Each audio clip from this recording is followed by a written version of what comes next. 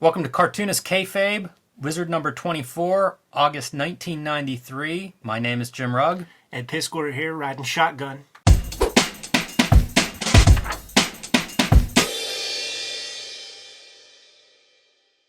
And we are looking at the new Batman by Joe Quesada, gatefold cover. Second Joe Quesada cover in the past 3 or 4 issues.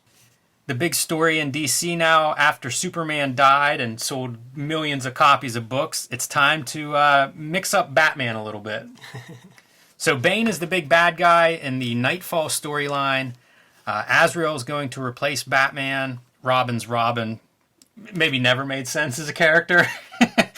And here we go, a glimpse of what's coming up in Batman. We've seen speculation about this for months. And finally, this is the big expose. Oh,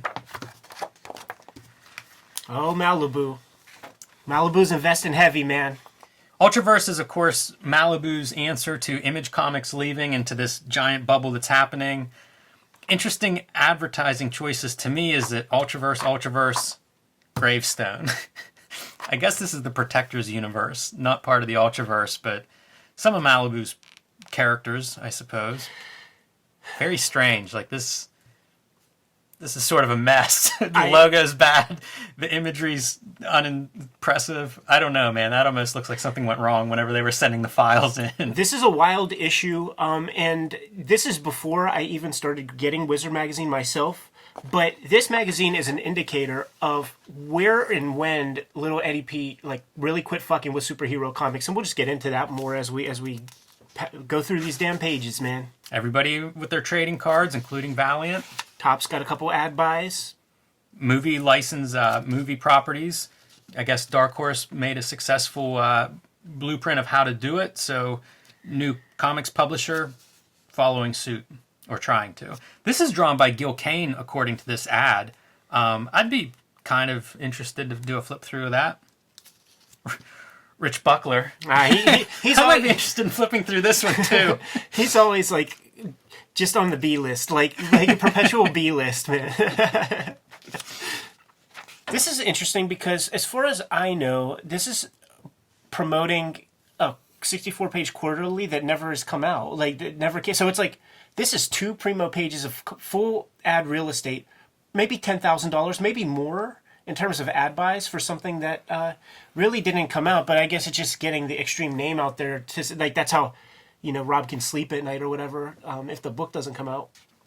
Letter from the publisher. I have to say, a lot of this is kind of thin. You mentioned this is sort of a chaotic issue, and yeah. It is. I don't know if even the publisher and editor know exactly what to make of comics at this time.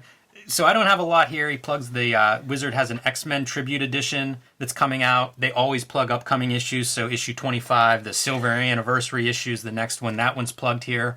But in terms of what I'm saying about them not knowing what's happening, the letter from the editor, which will come up in a page or two, it's the same thing. He's soliciting readers as to what are you guys interested in? What books are you looking forward to? And it just feels like there's so much happening. It's hard to tell. It's hard to make heads or tails out of where comics are at this time, even for the Wizard staffers. If the magazine continues on the trajectory that it does with this issue, then those little surveys that they sent out earlier, and they got all this feedback from the fans, it will be solidified as just fanboy conjecture thing. Can Thanos beat Galactus? Kind of articles, and we're not gonna lean too heavy in on any of that stuff. So these Wizard eps, we'll continue them. They might be coming way shorter. If we could go back real quick, man. One thing that I made note of is that we could say that this is comics at its highest, right? In terms of circulation and people buying stuff. The subscription for Wizard Magazine at this point was still $37.95 in 1993, which suggests that at the height of comics, speculation, whatever, there still wasn't that many people into the hobby that was able to justify Wizard Magazine. There wasn't enough of an audience for Wizard Magazine to be able to be like every other magazine where they almost give away the magazines through $10 subscriptions and build an amazing mailing list that they could then sell and stuff. So I think just that keeps things in context where, yes, this is the height of comics, but there still weren't that many people fucking with it in the wider culture. One note in this editorial is taking a shot at Rob Liefeld's new comic book project, Sword and Stone, from the last issue. There were like a few pages at the back of the book of this new comic. That's not in here, and Garib's apologizing for that. So it's almost the same old. Everything's late from Image and from Rob Liefeld. Frank Miller returns to complete the origin of the character he made great. Daredevil Year One. Yes, exactly. Daredevil Year One. John Romita Jr. drawing it. This was a book I was super hyped for, and I'm sure we'll get more coverage of as it goes forward. This is a book that I've reread as an adult. It's terrible. Yeah, it was kind of a retooled TOOLD LED RETOOLED movie script. It was going to be a film script that Frank wrote and didn't see the light of day. Marvel owned the damn thing, so they turned it into a comic. They tried to get their money's worth out of the thing, and of course that is the 5-issue Man Without Fear miniseries. Looks good. Really good drawing, man. Some great body language poses with Matt Murdock running.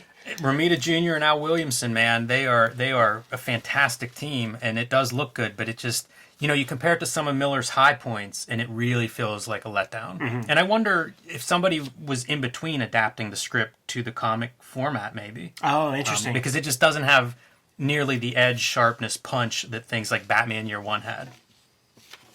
Letter art. I didn't recognize any names here. Wizard News, Batman and Spawn to team up. This is the beginning of Frank Miller and Todd McFarlane's Batman Spawn crossover. DC also does a Spawn Batman crossover. I remember the Miller McFarlane one, two of my favorite creators at the time. Very excited for it. In hindsight, I did not realize how fast all this stuff comes together. I agree. I just got into comics, just discovered Image Comics around this time, and the Spawn versus Batman was like the first big comics purchase I ever made in my life. It took a whole week's worth of lunch money to get that thing. It was a $5 book, man. But right here, they're making the deal. The ink isn't quite dry, and they don't know what this team up is going to be. They're suggesting it could be miniseries. Yeah. It's definitely in the early stages, but it's cool to see like the McFarlane Batman, from Batman Year 2, I suppose is where this piece is from. Pretty neat to see them paired up. I was excited to come across it now like I was excited when I was a kid whenever I started to learn about this. Yeah. This Dave Campiti leaves innovation is worth noting because he will create this like Glass House Studios or something. He'll become an agent. And in a time before the internet, when people in other countries had a little bit more of a barrier to getting access to a Tom DeFalco or Bob Harris or somebody, this guy played the middleman and would get a princely sum of, the Argentinian cartoonists' job or artwork. But he will be bringing in people like Mike Diodato and shit. So like in future Wizards, we're going to start to see names pop up that he's getting money from. Interesting. Truly Triumphant Comics. This is yet another small comics publisher that pops up. There's a couple of those in the news section here. Triumphant is one. I think Lightning is another. This is going to happen. There's so many of these little companies that are popping up now for the next couple of years. You find all of these comics in quarter bins, dollar bins now all the time. Comic book art auction at Sotheby's. Let's name some prices, man. Especially, I'm looking at that Amazing Fantasy 15, which has it's estimated that it'll be worth $14,000 to $17,000. Like, I'm sure it's way more than that now. Yeah, these prices, they have to be 10 times more at this point. There's an Action Comics #1 estimated pre-auction estimate $70,000 to $80,000. Marvel Comics #1 estimated $70,000 to $80,000. It's pretty interesting to see the comics starting to go into these auctions. Auction houses starting to be viewed as investments on a very high level. They mention Max Gaines had his set of books. Yeah. That he put away. A lot of publishers, a lot of cartoonists will put away like file copies of their comics. He put away 12 of each of the EC comics when they were first published. So they're basically in pristine mint condition, and they talk about getting these out and having them inspected by Robert Overstreet and Russ Cochran. Overstreet of Overstreet Price Guide, so somebody who's just kind of an expert at that, and saying they were the best conditioned comics he had ever seen. Pages were crisp white. Pretty interesting object to be auctioned off. I always wonder too, because like I have gotten heaps of comics like shipped from the printer to my house, and they're not even in amazing condition. So it's like how do you get amazing condition comics, man? Because I had my own comics like shipped to my house, like no hands touched it, but they're still not great. Yeah, that's interesting. I don't know the answer to that one, Ed. I like this thing about Lightning Comics here and how the publisher promises that in order to keep his comics scarce on the market, they promise not to publish more than 250,000 of them. I tell you, it didn't work. Because this is another company that I see a lot of in the 50-cent boxes. It's true. Now, I don't know if the Family Dollar store is like a nationwide store, but it is in the tri-state area of Pennsylvania, Ohio, and like West Virginia. And they had bargain books, man. 5 comics for $1. And there would be like 2 or 3 Lightning comics. Every issue had Warriors of Plasm #1, and then like one other like random gimmick, maybe even some bullshit Archie or something like that. Brett Booth. Yeah, that's good looking stuff. I don't have any noteworthy news from any of this stuff except for Image Comics. Frank Miller and Jeff Darrow have joined Image to create a yet undisclosed book for the company. They had worked together on Hard Boiled, so I'm guessing it's Rusty Boy Robot. Yeah, Big Eye and Rusty the Boy Robot, and I bet you that Mike Richardson got his comps of Wizard, took a look at that, and was like, "Oh no, we got to get these boys, man. We want to do this thing." And they probably teased him with, "Oh, we'll do it oversized." You know what I mean? Like they teased him with something extra, man. But the only other thing worth noting is in a day where we kill Superman, we break Batman's back and he turns into a Transformer, Daredevil's going to be getting that really ugly black and red new costume with shoulder pads and all of that stuff, man. So people give the 80s a hard time for fashion faux pas. Boy, the 90s superhero designs, they don't stand up well. That's for sure. Deathmate Valiant Effort. Frank Miller writing Spawn #11. This is the letter from the editor that I alluded to earlier. Just kind of fishing for what do you guys want to see us cover. Yeah. I hate to even read the title. Azrael as it gets.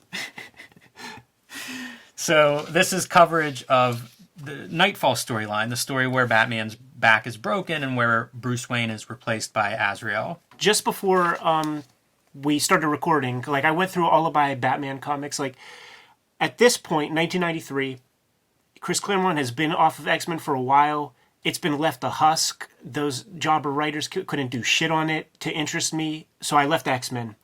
And I read Batman comics my entire life, basically up to this point too, man. So I'm looking through my comics, and it literally stops like an issue or two before Knightfall because I'm just like over it. You know what I mean? Like, so that's what I mean. This issue, like, is a clear signifier for like everything that kind of took me out of these mainstream comics, man.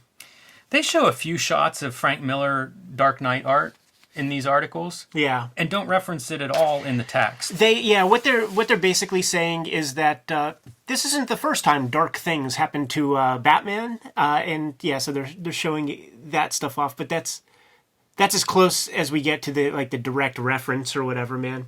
Couple little things, man. They solicit Joe Quesada to design that costume, and it took him like a solid 14-hour day. He said, man, he was already a hit with that Azrael miniseries, man, and it was worth a lot. Like as we continue with Wizard coverage, that book will be a hot book and will be worth something. And you and I dug for comics last week. It was in a 50-cent bin. Also, just talking about the paradigm shift of these 1990s. Jim Aparo, who basically was drawing Batman comics for 2 decades, man, if you couple that with like Batman and the Outsiders, Brave and the Bold and shit like that, he's out. Like he is old comics to these motherfuckers, man. They're trying to inject some life, some excitement, some of that Image energy, closest they could come up with. Mike Manley.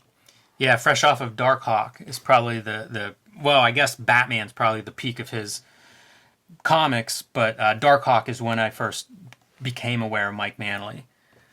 Yeah, this is following the Superman model where, it's like the Bat offices. You have the creative teams meeting, working together under close, tight editorial. Chuck Dixon and Doug Mensch, I guess, are the main writers of the Bat books at this point.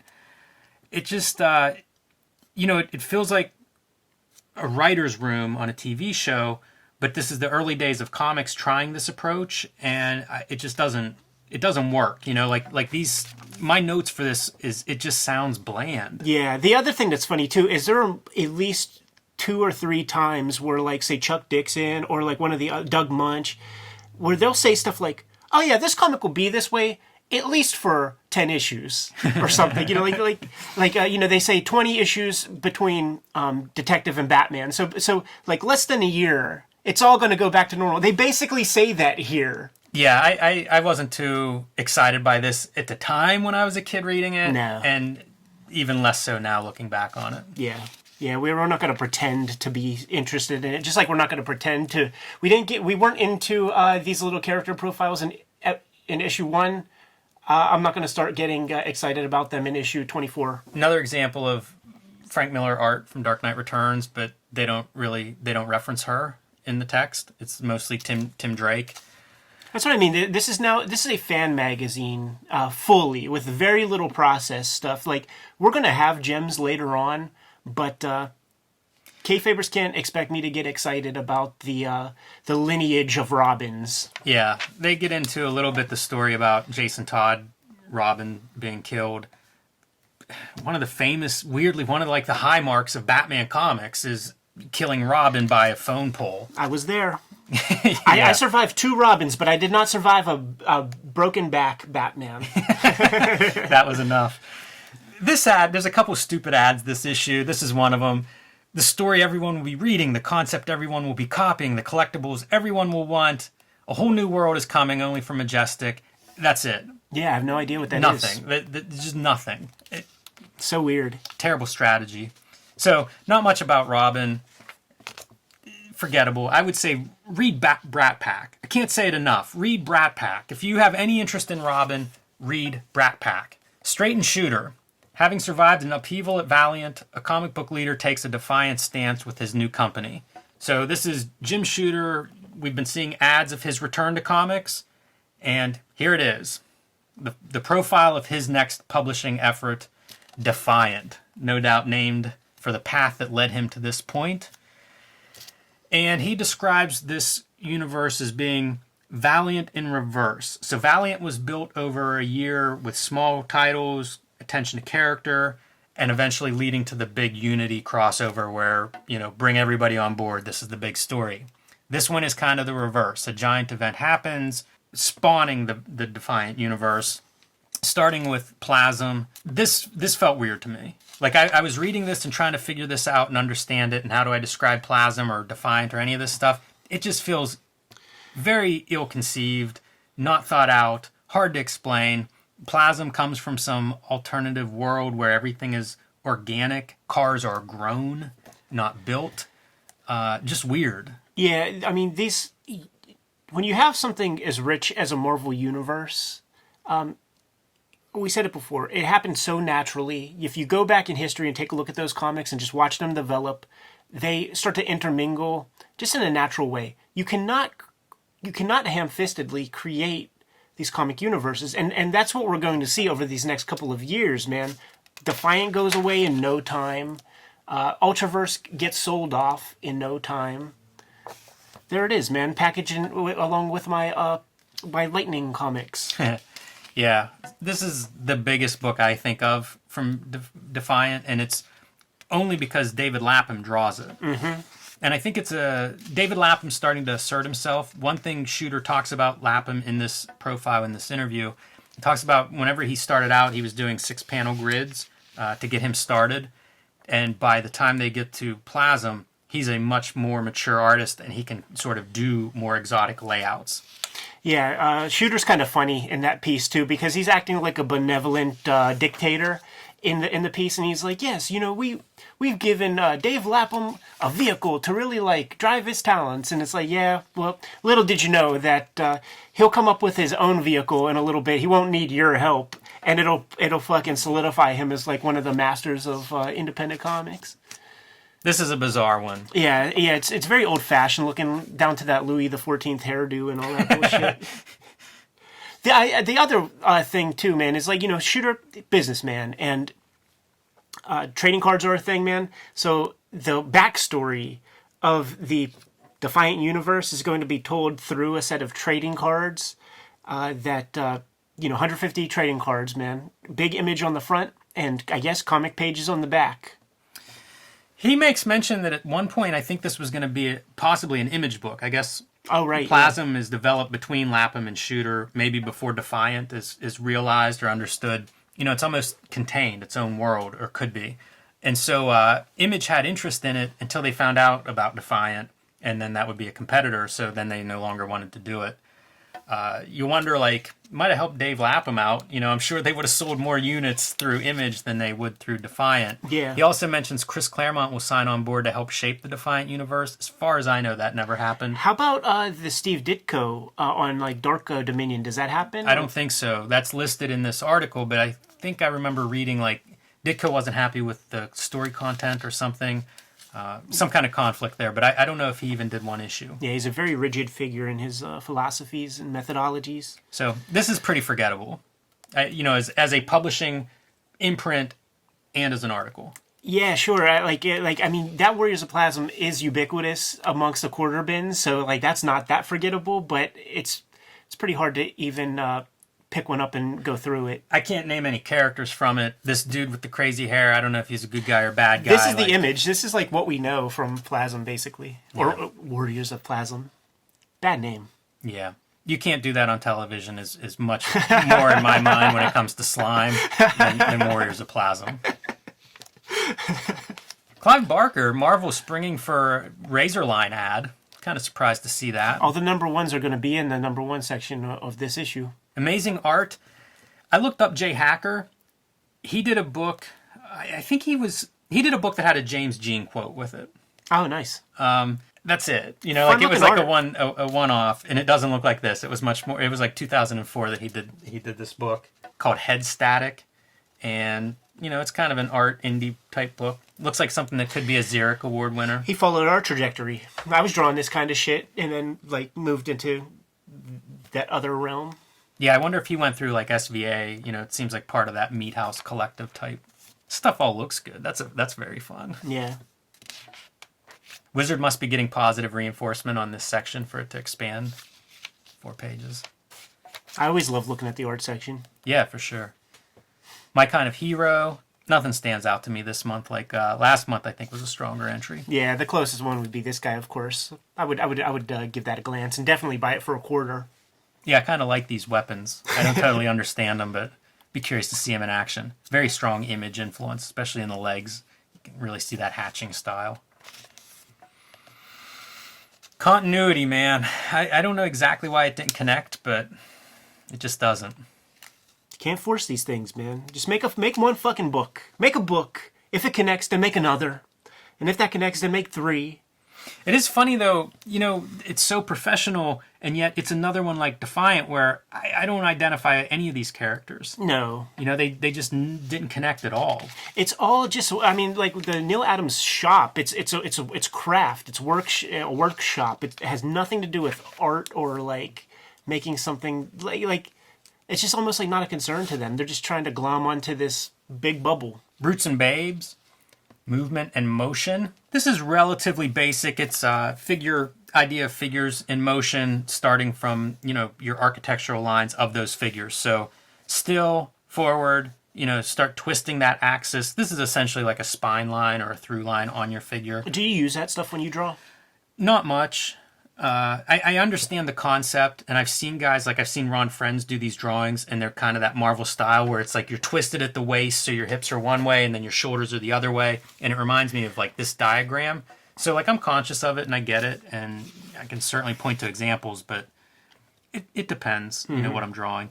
This is a nice comparison. So this was a character sketch he did for a toy, so it's just straight on, be like a model sheet. Yeah. And then this is him showing you, if you apply a little bit of perspective, how much more interesting the drawing is, and I tend to agree with him. And so this would be something that I would try to figure out as a kid and, probably learn some of what I know about perspective from, looking at this and trying to get through Not it. easy, because you're going counterintuitive. When you're a kid, it's you have there are certain truths in this world, and some of those truths are that, your legs are the same damn size. So then when you have to like draw this small leg, it kind of messes with your brain you feel like you're doing something wrong if you're drawing like this tiny leg. Yes. And shit, I still struggle with that actually. Yeah, and the next step, it's not in this article, but it would be foreshortening, which would come up in like How to Draw Comics the Marvel way, where like that shorter limb is coming at you and then it's totally shorter or it's totally bigger or whatever is wrong when you think of like how to draw, persons more or less symmetrical until you start foreshortening it and putting it in perspective. Going along swimmingly. This is an interview with Peter David focusing on his upcoming stint on Aquaman. I have almost nothing to say and no interest in Aquaman, so I'm not going to pretend to give a shit about that. But what I will say is he's asked about X Factor and why he's stopping writing that series, even though it's like a good paycheck, no doubt. And Quesada alluded to it last issue, and Peter David expands on it and just says, yeah, I'm building towards something, and then I have to like call an audible and change the whole process because there's a crossover or like Editorial wants me to do something. And we learned about what Chris Claremont thought about Bob Harris, the ex-editor, and how Claremont said that guy just delegates what he wants you to do, and you're just almost like a brain in a jar, like an extra set of limbs for Bob Harris. It seems to be the way, like that seems to be kind of what Peter David is suggesting. And then he's like throwing props out to like, has barbs to it, man, where he's like, hey man, Fabian Nicieze, Scott Lobdell, more power to him, man. He does.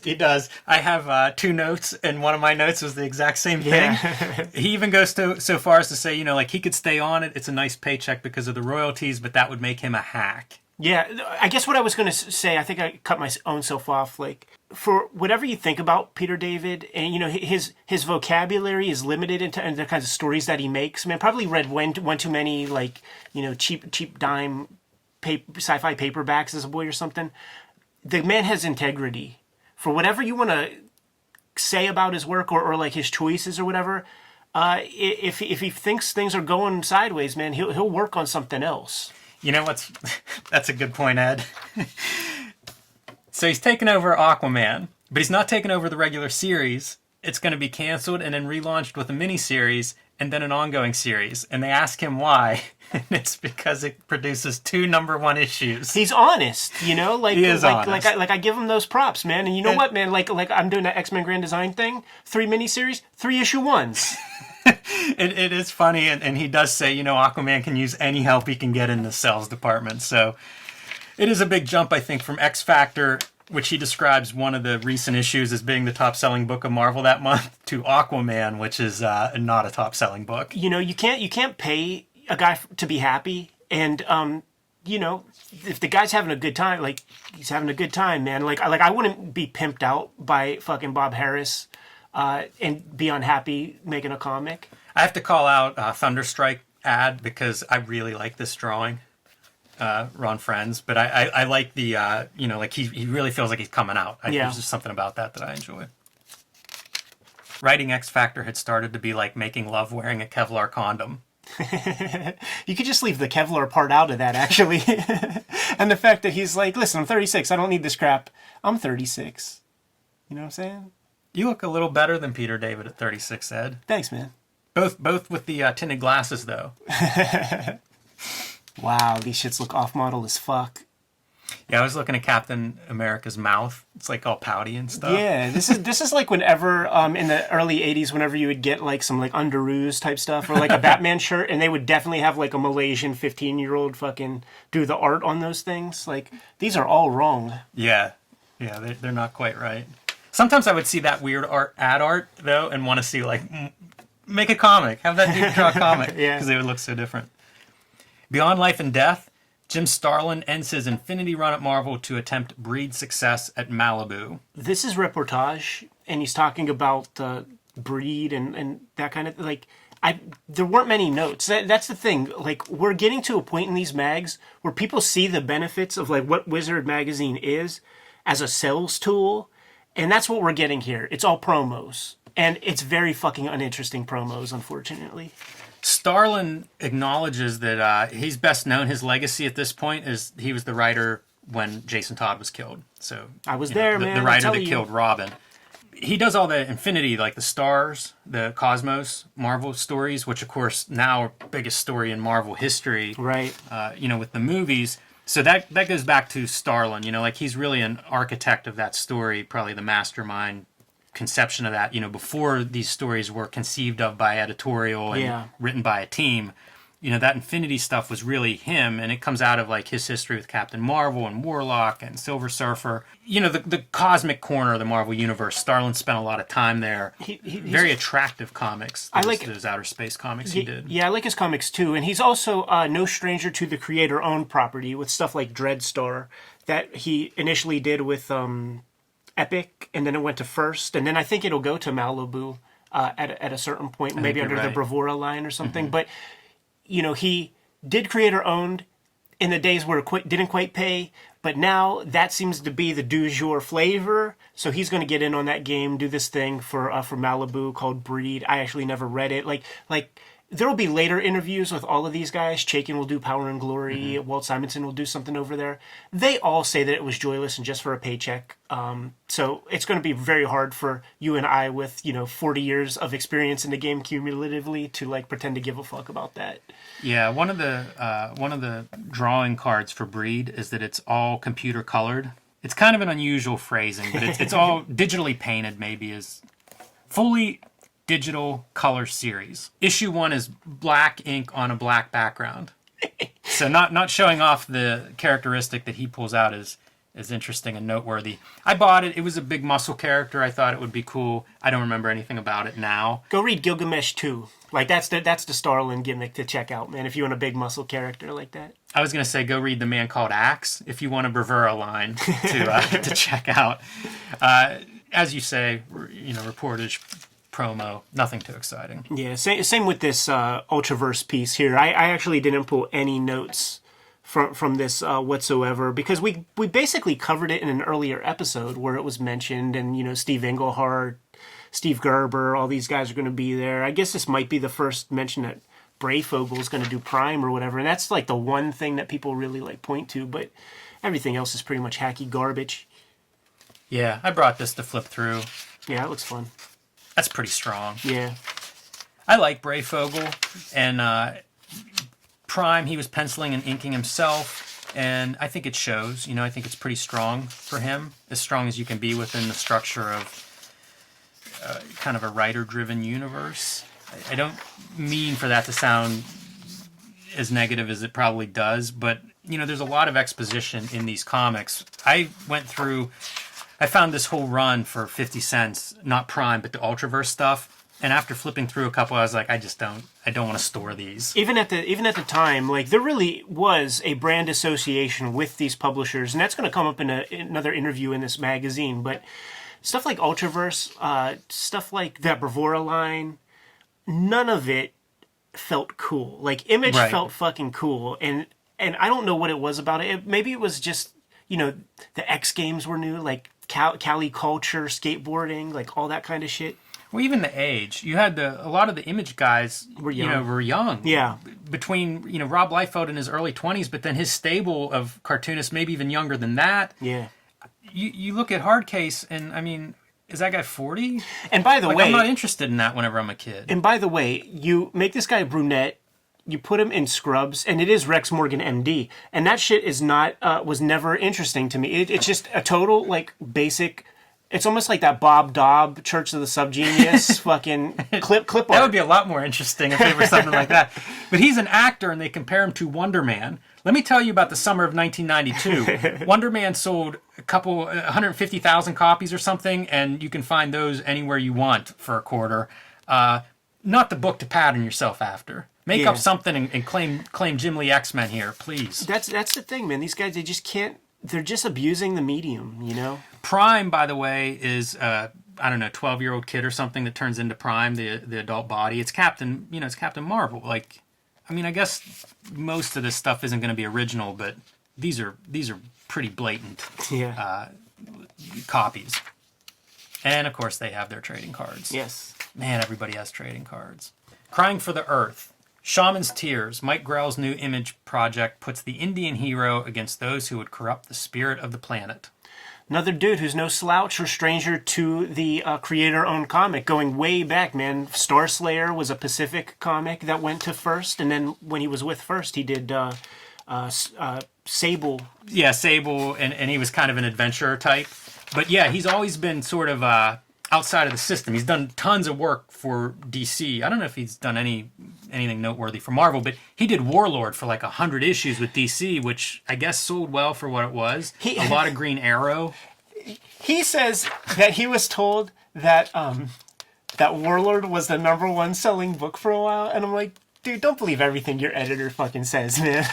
Let me see that paper, man, where fucking Warlord is the #1 DC book ever.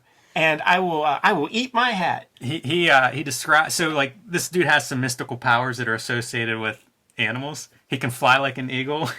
He can run like an antelope, and he can wrestle like a grizzly bear. Sounds like Manimal. I think this was highly controversial and very interesting when I was 12. Just this piece right here. Yeah. Kind of like his drawing. Yeah, I do too. Joe Kubert had some of his originals, big, giant originals. I think he did a spell on the Tarzan Sundays, at the very least, when it was a newspaper strip, like not collected or well known, but that's what Kubert had. And they were really well done. And some of my earliest comics were Mike Grell Green Lanterns. And it's all accomplished. Like, he knows how to draw and all this kind of thing. There's something about the finish that just ain't me. Yeah, I can see that. This is a little bit of that. We were talking about youth and older characters. So there you go. You know, like that's not a 20-year-old, even if he's supposed to be. I think he's a relatively young character. But, you know, you look at this and it just, as you say, it's like that Church of the, it's that 50s idealized adult man. Right. And that piece in particular, it looks like it would have been in the, those fanzine-like portfolios of like 1982 where cartoonists would make a little extra money with Pacific Comics and make like 5 drawings that they sell in an envelope and sell it for $60 or whatever. Like, they would do that kind of thing. I do like his history, though, of publishing and looking for alternative publishers to that Marvel DC work for hire method. Yeah. He describes the cover gimmick. It's so funny because he spends like a paragraph explaining this cover gimmick and how this is like the biggest cover ever, and it folds out a couple of times, and it's broadsheet, and then that folds out. And he cites, it's a crowded newsstand rack. He'll get you. If you can get inside his book, he'll hook you there. Good characters, good story, good art. But, man, you need everything you can get to get the person to pick it up, to stand out on the comics rack. Something we're hearing from everybody. Like it's pretty universally recognized that, like, even though it seems like comics are exploding and, more comics than ever, and this is the bubble, it's also more competitive than ever. There's more product offered, so it's tough for everyone, and that's kind of his cover gimmick and his excuse for using the cover gimmick. And Ed, you mentioned brands. First of all, this character is Joshua Brand, but I don't think that's what you're referring to. No. He talks about the difference between doing this book at DC versus Image. He expects to sell 10 times more copies through Image than he would if he did it at DC. And listen, I bought Shaman's Tears when it was brand new, on the strength of that Image eye. And this little shiny cover probably had a little something to do with it, too. I ain't gonna lie, man. So there's truth in that. Like, I bought a lot of those early Image comics because of the Image eye, and then I got burnt on that. You know what I'm saying? So it's like, you break Batman's back and, like, go through all of that nonsense, and I'm, like, done with Batman. The early Image comics kind of, like, abused, like, their power, like, over me as, like, a little boy, and then, like, I go away with that. And then there's, like, a whole chasm of, like, there's, like, this gulf of, like, well, what the heck was I doing in the 90s? And what I was doing in the 90s was reinvestigating the Fantagraphics books that I never checked out and getting Weirdo magazine and the Complete Crumb comics. Yeah, that's the path. I have a similar story of that. I think a lot of probably our peers have that similar story. You see this stuff for a cycle, and then you look for the next thing.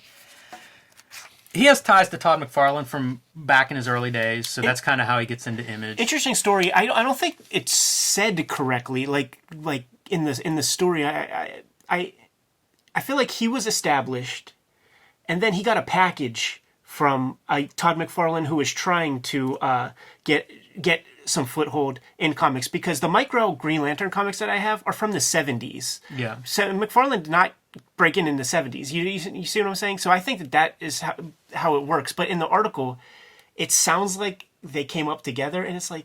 No, I didn't get that. I got what you described first. That It was like Todd, I think, was just sending stuff to everybody. Yeah.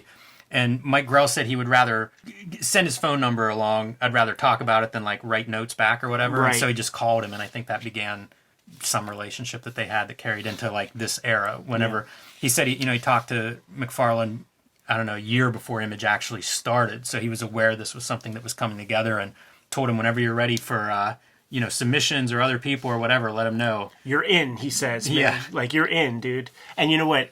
It reads like he's in. Like maybe like a little bit of like editorial, like how about this, how about that. I think they kick him out of Image, and then they bring him back because like they cut a bunch of books. Yeah. I guess a lot of them are late, whatever reasons. Maybe they don't sell well. That might have been why he got kicked out, because he's kicking out these books. Like, there's a lot of Shaman Tears issues. Yeah. But then there's like a little bit of a public backlash, and I think they bring Shaman's Tears and Mike Grell back to Image. Interesting. We'll see if that's right. We'll see if my memory's at all correct. Painting a picture of success. Nelson talks about the U-Demon and what will make him sleep better at night. Nelson from issue 13, Nelson? So we don't get 2 Jim Lee interviews, we get 2 Nelson interviews? I just picked this up yesterday for 50 cents so we'd have something to flip through. I like the preview art enough to try it out. Nelson we knew before from his cover painting style. Yeah. But he also does interiors and pen and ink, and is apparently still active making comics. So he gets his own line, or his own imprint at Dark Horse for this, called Manta. I guess this must not have performed well, because I think they published a miniseries, maybe one other issue. Doesn't go too far. It always looked weird to me when I would see it. I think this is the U-Demon. I was never I don't know who's who. A fan of, like, whatever the Dark Horse process of color seps was, not attractive to me at all. I don't know what it is that they're trying to do. I don't know what kind of filters they use, or what paper, like, but the way the ink even reacts, like, their color on those books, certainly the licensed books, it just did not hit me in any, like, it just wasn't good. He should be coloring himself. No, I would have assumed he was his own colorist since he's a painter. Like, but, you could put pages of comics in front of my face, and I would be like, oh yeah, that's definitely Dark Horse of like this period. That's definitely like Malibu of this period. That's Kamiko of this period. Like, and I can't explain it. He should have hooked up with Shooter for that Plasm world, because I read this article and he was explaining like who these characters are, and it didn't really make sense to me. At one point, I think he was describing the villain, and I thought it was the hero. I mean, like, it's pretty weird. Yeah, we don't have to linger on this too long. We got a Palmer's Picks coming up, I think. Dagger Comics. If you blink, you'll miss it. Blink. That is an honest advertisement right there. Hollywood Heroes. Did this Spider-Man cartoon happen? Oh, definitely. Yeah, like, it doesn't look like this, but oh yeah, the 90s Spider-Man cartoon was a big deal. And like, Peter Parker looked a little weird. Eddie Van Halen did the opening, like, really? guitar, like, but it doesn't sound too cool. But it came out. It had a long toy line and shit. Yeah, they order like, I don't know, 65 episodes or something are announced here, which sounds like a substantial thing, but I just don't have no real memory of that. Yeah, dude, don't worry. You were kissing girls at this point, man. Eddie P was still a little schmuck.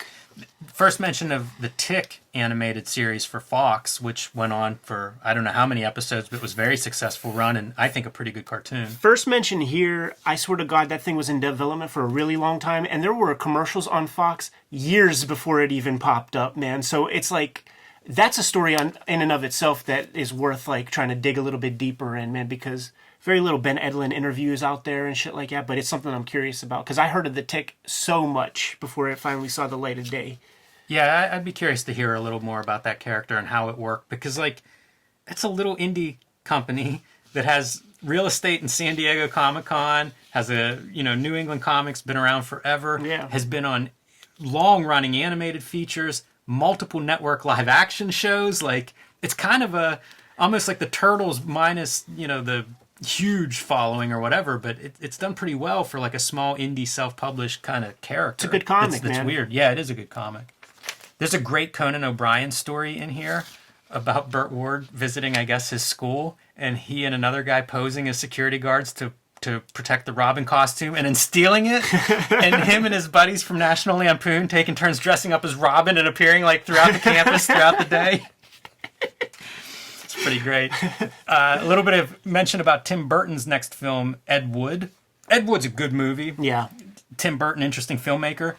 In my mind, again, time sort of doesn't work right. This is following like Batman, you know, like this is Tim Burton is one of the biggest big budget film directors. To go from that to like black and white Ed Wood. It happens a lot. Like when these directors get these big budgets and with a lot of people behind it who want recoupment on their investment, they realize what the gem that they really have with having something with a smaller budget where they could have a little bit more control, called the shots and stuff. You see that a lot in directors' careers. Howard Stern's Adventure of Fartman mentioned here. For like about the fifth time and like fifth consecutive issue, and that of course just, you know, does not see the light of day. Paramount recently acquired 64 Peanut specials for release on home video. I'm aware of 5 of them, like 64 of them? Yeah. Do you remember there being all. this many Peanut specials? Not at all. I don't know what that means, man. I have no idea. I would be kind of curious to look into more of that, because I remember when Jim Davis and Garfield became very successful, and Jim Davis like did Garfield animated specials, I guess, with the same company, and Charles Schultz was like, no, to the company that produced them, like you're not doing Garfield specials. Oh, really? Like, yeah, he shut that down. That's awesome. At least that's the story I always heard. But it makes sense if they were producing Peanut specials at a greater clip than the 6 or 8 that I can think of. So 64, man, I'm kind of curious about that. There is a long, there is so much stuff lost to history, dude, that aired on TV once and like never aired again. And this is before the damn VHS tape, I'm sure, man. So a lot of that stuff probably just one and done, man. There was a second Grinch. Do you know that? There was like the Grinch Stole Christmas. There was another Grinch cartoon that showed up once. Yeah, I did not know that. Palmer's Picks. Love and Rocket's success in black and white. These guys are the kings of alternative comics. Like this, in a lot of ways, could have been the first Palmer's Picks. Sure. And really set the tone. They're giants. They've been producing great work for, at this point, 35 years? Yeah. Almost 40 years? I would say 36. Like when I was on my first Hip Hop Family Tree tour with the first book, when they were on their 30th anniversary tour, and I was 30 years old at the time. So just, you get my age and you get the age of Love and Rockets. I don't know where to begin with this. One idea was, what are some recommendations for people unfamiliar with Love and Rockets and where they might begin? Yeah. We could do a little bit of sort of an overview of Love and Rockets, the type of comics it is, for anybody that's watching that is unfamiliar. Probably everyone's heard of Love and Rockets, the Hernandez brothers. For my money, as good a cartoonist as we have working today, one thing I would say to start with them, I think about them for the last several years as equivalent of Jack Kirby in the way they've expanded the vocabulary and the influence they have had on comics and where comics have gone over the last 40 years. So, I mean, like, they're Mount Rushmore cartoonists in my mind, not just for how good they are, but also for the influence they have had on this form. Yeah, for sure. Like it was a gateway drug in more ways than one to a lot of people in the comics game. There's a reason why Gilbert Hernandez is like working with Shelley Bond on like the Black Crown imprint worth of comics now, because when she was coming up interested in the form, what was she gonna read, man? Was she gonna read fucking Crystar? No, man. Like Love and Rockets was there, man. Punk aesthetic, punk ethos. Strong female characters that didn't fit into a box.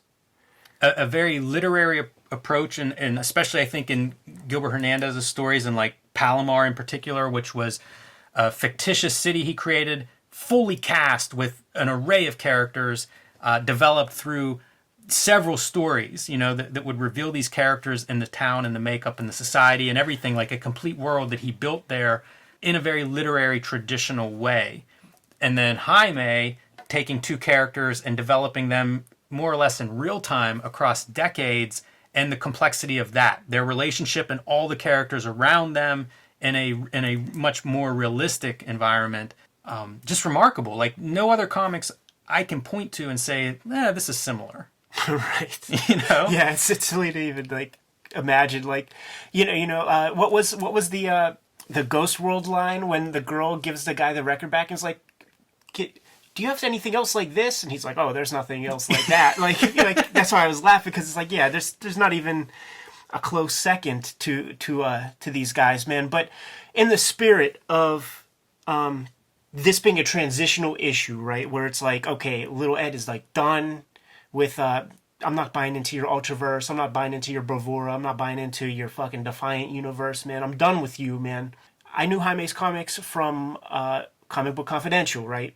And Fantagraphics has always been really good about keeping those first bunch of issues like in print. That was like their whole thing. They're like, fuck all your speculation bullshit, man. We're going to just always keep these comics in print. So you can find the magazine issues of Love and Rockets basically at cover price almost at any good comic shop, I would say, man. And I could easily recommend you guys grab like the first 4 issues of the series. You know, the first one highlights the Bem story by Gilbert Hernandez. Basically, what they would do is they would trade cover duties issue by issue, and in these early 4 issues, there would be each one brother would do one big story per issue, but the other one would do smaller stuff. Do you get what I'm saying? So issue 1 is the Bem storyline. That spans probably 32 pages of comics, while Jaime is doing a bunch of small ditties throughout the whole thing, man. Look at that, man. That's amazing. They're so incredible graphically.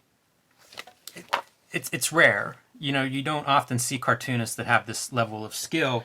And Tom Palmer talks about their influences, which I think could be illuminating to somebody that's watching this and trying to figure out where to start. Do I want to read these or not?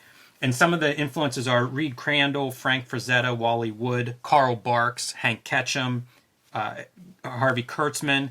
I would also add Steve Ditko and Harry Lucy, the early Archie artist. Part of the Hernandez brothers' background is reading comics their entire life and rereading those comics. You know, they would tell stories about how their mother would take the comics away during the school year, and in summer you'd get your bag of comics back. And as a result, they're revisiting this stuff.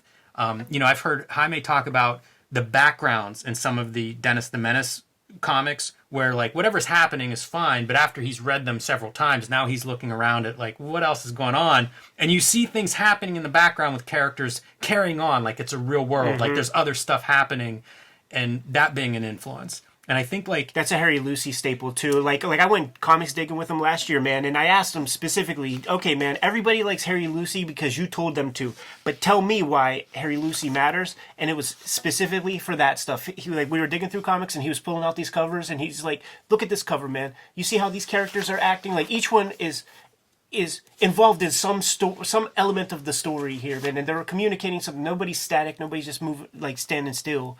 This is Jaime's issue, where he's basically, this is a graphic novel, basically. You know, like the Marvel graphic novel that was 64 pages. This is about 40 pages, I think, of Jaime, and he smashes these guys out of the water. This was like my favorite comic for the longest. Like, I wanted to grow up to make a comic like Jaime's story in Love and Rockets #2, and then eventually consign with the idea of, like, I live in my own skin, I have my own influence. Like, you'll never be able to make something like this. It's tour de force stuff. You know, we talked about Jaime's wrestling comics. We talked about Gilbert's wrestling comics too, for that matter. But it's just visually so attractive. They're great designers. They're great letters. Great with composition, spotting blacks. You know, we just did silhouette stuff recently. Every one of these, every couple pages, there's some breathtaking silhouette. You know, it never really ends. And again, it's rare that you would have such strong both writing and art. It's interesting too that these are two brothers, you know, grew up together, read the same comics, and have very distinct approaches to comics making. It really puts Love and Rockets on the short list of best comics ever, in my opinion. And especially when you consider how much they've produced and how many different types of stories have come out of Love and Rockets. And they just fucking keep getting better. They don't stop. They don't stop moving things forward, man. And every new book that they do is as good, if not better, than the previous. Tom Palmer, there's a quote he has in here describing Jaime's stories. And there's been sort of seesaws back and forth as to which brother's better or which one's better artist, better writer, and stuff like that. And it feels like they just top each other. So whoever's completed the latest masterpiece is the one who has the record at the moment. But Tom Palmer says, consideration to character does not, this is in regards to Jaime's work, does not write tightly woven dramatic stories with beginning, middle, and end. I find this fascinating because I think it has aged better. Not than Gilbert, but in general, because one thing that I'm interested in with these guys is they're still relevant. Like, they're still making, some of their best work is within the last year or two. Yeah. That's unusual. It's always been that way. Like, they're always there. And that's why I have to shit on every award. Even if you nominate me or hook me up with the said award, it's Pyrrhic victory if the Hernandez brothers don't get it. Like, it's nonsense. Absolutely. And in Jaime's case, I feel like one of his strengths is it's very natural, which is something that, a lot of creators have sort of pushed back against that idea of the 3-act structure. Right. This is actually a superhero story, man. This lady, she's like pining over a superhero that she thinks loves her. Like she's pining over this guy. She first met him when she told him to go that way because the villain went that way. But she's on some fucking train tracks, man. She's going to commit suicide. And then here comes the train and she's about done. But then the train kind of goes by, but she's parked. What the fuck? And then she's like, "Oh, you did love me," because yes. He pushes the fucking car out of there. But then it's all a dream. So good. Yeah, and then the cool thing about issue 3 is it introduces Palomar. So you get this one for like the tight fucking Gilbert stuff. Is there a better panel? We've got the silhouette, we've got the world, we have sound effects. It's all there. Yeah. Everything you need is there for comics. And these guys are also like fusion comics or something that became trendy in the early 2000s. It's the idea of combining genres, essentially. This is this shit is like what they would call magical realism. Yeah. Man. Is that fusion? In some ways, because they're bringing in, as you say, there's superhero tropes, there's sci-fi, there's natural, very humanistic elements, and comics nothing else was doing this. Yeah, yeah, like the magical realism part of Palomar is this little guy right here. He's not long for this world, and his ghost is going to inhabit the city at a certain point, man. But then, this is issue 3, and then with issue 4 has Jaime's masterpiece called 100 Rooms. The silhouette design stuff is so strong. It's just so strong. I mean, that's gorgeous. Yeah. And then, how about that cock? Yeah. Yeah, these are really masterpiece. Look, even the back covers are stunning. Oh, they never stop, man. The 100 Room story in issue 4, man. Seek that out. And once again, like, you could probably get these magazine comics, 5th or 6th reprint for cover price. All the great wrestling scenes. Yep. And then this is the story that Jaime is reading in the Comic Book Confidential documentary. Shopping for boots. The idea is that these girls, they are like house sitting this giant mansion, and they like get lost all through it. They find a fucking dead guy. Like Maggie goes off and has a romantic adventure, and like nobody else knows about like that the guy's even in the house. He's kind of like a stowaway. It's very complicated, and it's hard to even describe, but man, it's just so fun to read, man. You read every page because you just don't know what's going to come next. Yeah, just the best of the best is Love and Rockets. Yeah, so go get you some Love and Rockets if you haven't fucked with it yet, man. Some of the other stuff that Palmer's talking about is Bone. I think that Tom Palmer and Wizard Magazine might be the tipping point that made Bone the thing, because this is about the 5th Bone mention on this like little self-published thing, man, in a magazine that owns about 3 to 5% of the comics industry, and it's being mentioned relentlessly, like month in, month out. In advertising, they call it impressions. Like, you want to make impressions on a person. If you make enough of these impressions, this is how I discovered so many comics from Tom Palmer talking about them. So I think Jeff should buy Tom Palmer Jr. dinner next time they see one another, man. It's a perfect timing because it's the first trade paperback collection of Bone. Makes sense. Which is, I think, how I got into Bone. with one of those TPBs. collections. Yeah. And then Tom is recommending the reprinted trades of Love and Rockets. They're in issue number 42 here, by the way. They'll stop the series at 50 and then go do some other things for a little while, man. But you could find the Hernandez Brothers comics anywhere. Do not feel daunted by there being like a long history of these comics. Just pick something up. You'll enjoy it. It gets the Kayfabe seal of approval, 2 thumbs up. So Kayfabers, post your recommendations. I know there's probably a lot of people watching this that are fans of the Hernandez Brothers and Love and Rockets. Share your recommendations for where new readers might want to start. Good place to pick up. Things like Death of Speedy is one of those stories that was an early celebrated story, something of a standalone, even though it uses the same characters that continue on. So there's various high points there. If you have any recommendations for your fellow Kayfabe viewers, please share them below. Tom Palmer Jr. has just finished his first year of college and hopes to be able to survive until graduation. Such a kid. Toying around, Brian Cunningham. Noteworthy for a Megaton Man figure. That's pretty fun. Yeah, I like it. It looks good. Very colorful. Some of the stuff's a little weird. The hands are a little odd. And don't ever mention the tick in front of Dandy Don Simpson. Oh, no? Oh, no, man. There's even issues of Bizarre Heroes, and there will be a Palmer's Picks for Bizarre Heroes where there will be a character on the cover that says something like Spoon, and the other character is like, don't say that around me, or something like that. I thought the top 10 most wanted figures was kind of interesting. Very Ghost 90s. Rider and Darkhawk, number 2. Yeah, dude, I was there at this period, man. And Darkhawk, he was our number 1, man. Like we got to buy Darkhawk number 1 in the Rite Aid drugstore, man. Same with that Ghost Rider. So it was like our superheroes. You know what I mean? Mom and Dad, Spider-Man, that's yours. I thought it was interesting that Prophet is the second highest Image comic, and I don't know if that's even been released yet. But that Youngblood came out, man, and that little face mask, that brawny, muscular form, reminiscent of a young Arnold Schwarzenegger, man. I could see how people could get into it. Nova is kind of weird. That's ridiculous. You think Brian's stuffing the ballot. He's reaching. Cards, man. Wow. I have nothing to say about these comic watches. Yeah, neither do I.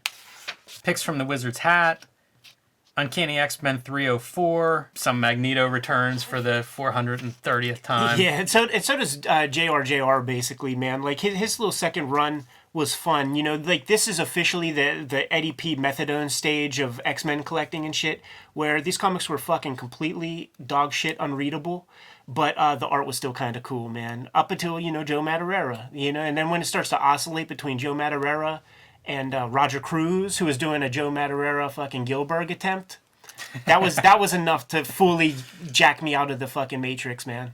Deathmate, the big Deathmate Image Valiant crossover main books are all supposed to be released this month. I have something to say. Like the Deathmate Red, when last episode when we showed off that little drawing that I did, it's on the date. I drew this little piece. Yeah. The date on the drawing said something like 1994, and I was like, "Hey, man, what the heck?" I picked up Deathmate Red when it was new, and it was like, "Yeah, I guess this came out in like '94, man." It's very it was a very late one. And once again, this is Rob Liefeld gets to like hoard the Kiko Taganashi color jobs, right? And gets like the beautiful fucking computer coloring that Kiko is known for, and then like let's see everybody else's color. There's a lot of shortcomings on these pages.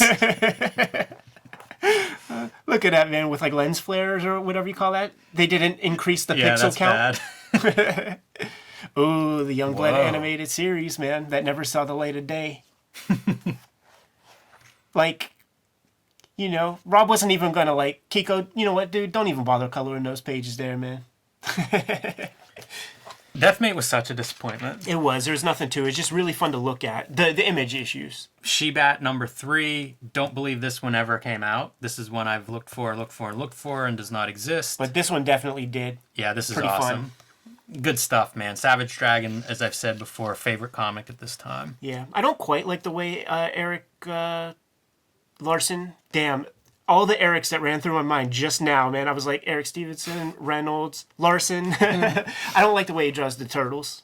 I can't expand on it. It just they look like, I don't know, smiley faces with bandanas on or something. One thing I love about the Turtles is how much they vary. Yeah. From different artists. And it seems like Eastman and Laird were cool with that, because, I mean, it starts in the Mirage books when they would have different artists come on and do some radical different interpretations. This month's number ones. You see the Razor line is in full effect, man. Hokum and Hex, Hyperkind. It's funny to go through, like, publishers. Dark Horse, Marvel, Vertigo, Heroic, Continuity, Fantagraphics, Image, Ultraverse. Boneyard, Kill Marvel #1. I want to see what that comic looks like. Do you know it? I have Kill Image. So Kill Marvel #1 is the like the second part of Kill Image #1. Ah, I see. All #1s. That Hard D. Fisher, say what you will. Smart guy. Smart guy. I've looked at Joe Sin #1 from Caliber. I don't know, every time I've been in Ides for the last 2 years. It's in their dollar bin. So everybody's here, triumphant. You know, it's in full effect. This James Robinson Golden Age comic is going to become a darling of sorts to Wizard in the future, so it might as well be worth noting that. I never read it. I don't know James Robinson's work that much, but he really is a darling of Wizard at a certain point. Yeah, there it is. That was a book that I used to hear about too. Mm-hmm. It was prestige format, so $5, and so I never pulled the trigger on it. Exactly. I don't know who draws it. It's in kind of that look of like a Jerry Ordway. It's not Ordway, but it's sort of in that style, you know, in referencing old comics. Part of his darling status came from Starman. Yeah, and that's another one I never read. It would reference a lot of like the previous Starman and kind of that history. I read it a little bit, but I didn't connect with it the way, you know, I guess some of Gareth Seamus did. Jim, I ask you, how many DC comics in the top 10, man? 0. I guess they aren't killing or maiming any of their top 2 characters this month. Marvel has 2 in the top 10. Image has 6, and Valiant has 2. But it's noteworthy that one of Valiant's top 10 is Deathmate Prologue, which I thought was co-published with Image, so I would say Image has 6.5 and Valiant has 1.5. Marvel down to 2, though. Just such bizarre times. Top 10, Batman stuff is still a thing with Bane. Valiant continues to be represented. And no Spawn 1, but Spawn 4 and 2. Interesting. Wizard Market Watch. Nothing stood out to me here. No, sir. Young Chap Yap. That stands out to me, man.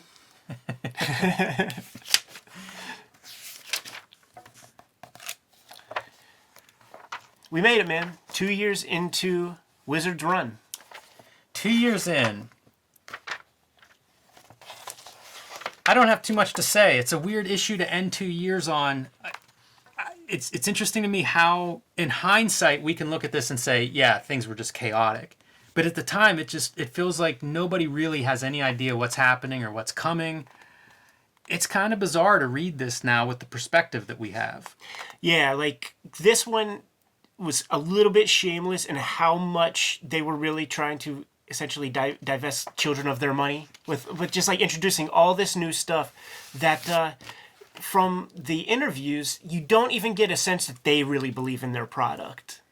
Yeah, that's what comes through kind of loud and clear. You know, if they had to bet on what was going to be around a year from now, I don't think they have any idea. And that's across the board, even with DC, when these guys are saying, don't worry guys, like in 10 issues, like it'll all be back to normal. Yeah, it's bizarre. So I guess we'll take a break for a couple of weeks before we resume Wizard coverage. Yeah, let's go do some other things, man, and reassess how we're going to handle the future Wizard episodes, because frankly, I'm not going to speak for you, but I'm no expert. Like, my expertise is now waning. Like, up to these 24 issues, I've had basically every comic that they've been talking about. This is going to be going away when we start getting a little bit deeper into Ultraverse and Defiant and stuff like that, man. So I think that Wizard Eps might be getting a little shorter, but we're going to talk about the things that we find relevant as pros. This channel was never about going page by page through Wizard, and it was more about like us kind of talking about a really turbulent, kind of crazy period of time. And we're going to get more of that. You know, like there's a lot more to come in terms of the turbulence of this time period. And, you know, Wizard won't be our only voice for that. So one of the things that'll be coming up is probably a look at Hero Illustrated, a contemporary of Wizard. They start summer of 1993, which is when this Wizard is from.